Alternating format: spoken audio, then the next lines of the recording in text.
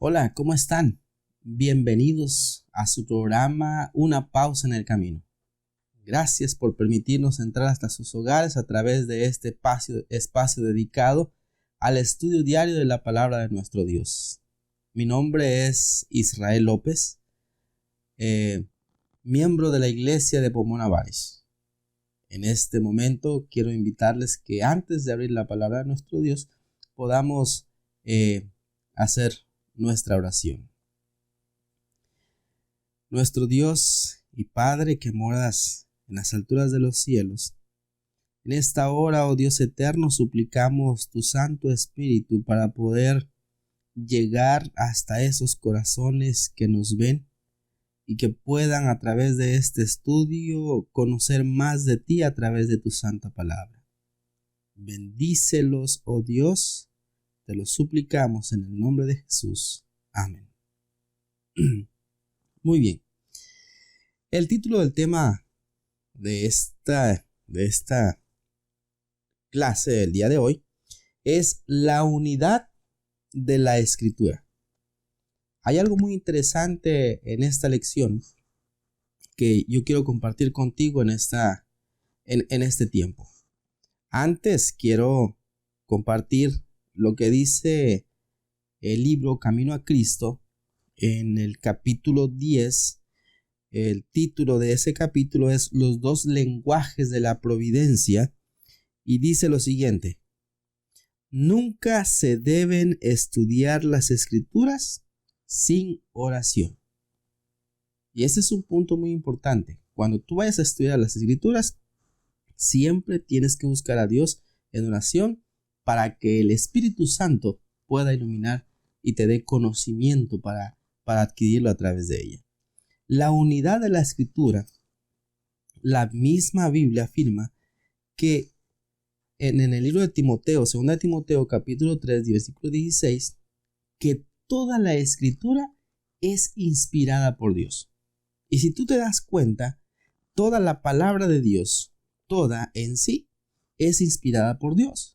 ¿Por qué te das cuenta en eso? Bueno, porque desde el Génesis hasta el Apocalipsis, el Espíritu Santo guía cada uno de los libros de tal forma que no hay una parte en la que se pierda la Escritura. El propósito de ella. Desde el libro de Génesis está el plan de salvación para la humanidad. ¿Te das cuenta? Por lo menos, en el libro de Génesis se registra primero la creación, una creación perfecta. Esa creación perfecta cae en pecado y viene el plan de redención. Te vas hasta el libro de Apocalipsis y en el libro de Apocalipsis vas a encontrar que Dios desea restablecer esa vida perfecta, ese jardín del Edén, esa vida de felicidad, desea restablecerlo. O sea, ¿cómo es que en el libro de Génesis y en Apocalipsis hay una conexión? Ahí se da uno cuenta de que realmente la palabra de Dios es inspirada por Dios. Hay un hilo que los une y ese hilo es el Espíritu Santo. ¿Por qué es importante la unidad de la Biblia? Que estos puntos, tanto el Antiguo como el Nuevo Testamento, tengan una unidad. ¿Por qué es tan importante? Bueno, es interesante lo que la lección menciona en uno de los párrafos. Dice una parte: si no tuviera unidad la Biblia en sus lecturas, en sus contextos, dice, las escrituras perderían su poder convincente y liberador. La palabra de Dios perdería el método de convencimiento. ¿Por qué? porque no habría conexión, no habría relación entre ellas. Incluso no habría entonces cómo identificar entre el error y la verdad y cómo repudiar la herejía, dice la lección de escuela sabática. Entonces, son factores importantes que llevan a tomar fuerza entre estos dos libros maravillosos, entre el Antiguo y el Nuevo Testamento. Tanto la unidad de la escritura es también, esto implica que toda la escritura debe tomarse en consideración, y más adelante en la lección veremos por qué toda la Biblia tiene que tomarse en consideración. Me llama la atención también uno de los puntos importantes que la misma lección señala, y es lo siguiente: ¿qué debemos hacer cuando nos encontramos con versículos o ideas que parecen contradictorias en la Biblia? Si ustedes nos recuerdan la clase anterior que tuvimos, nos habla precisamente de que no podemos ir nosotros más allá de lo que la palabra de Dios dice. Tampoco cerrarnos a lo que la palabra de Dios dice con respecto a escudriñar la historia quizás del universo, en escudriñar libros de historia que puedan ayudar más a la comprensión de la palabra de Dios. Pero en esta parte, cuando nos encontramos con libros o con textos que aparentemente son contradictorios, dice qué debemos hacer con esos textos y cómo trabajamos para resolverlos. Al principio les leía el párrafo del libro Camino a Cristo. No debemos estudiar la Biblia sin antes haber orado. Esa es una de las llaves que puede ayudarnos a nosotros a comprender la palabra de nuestro Dios.